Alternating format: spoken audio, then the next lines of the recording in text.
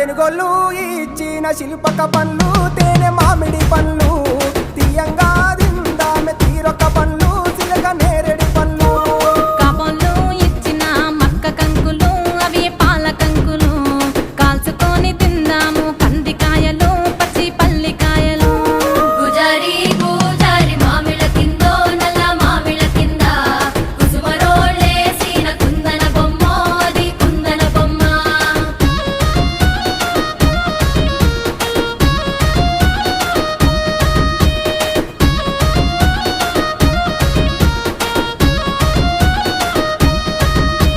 బెస్తోలు పెట్టిన పచ్చి చేపలు అవి వట్టి చేపలు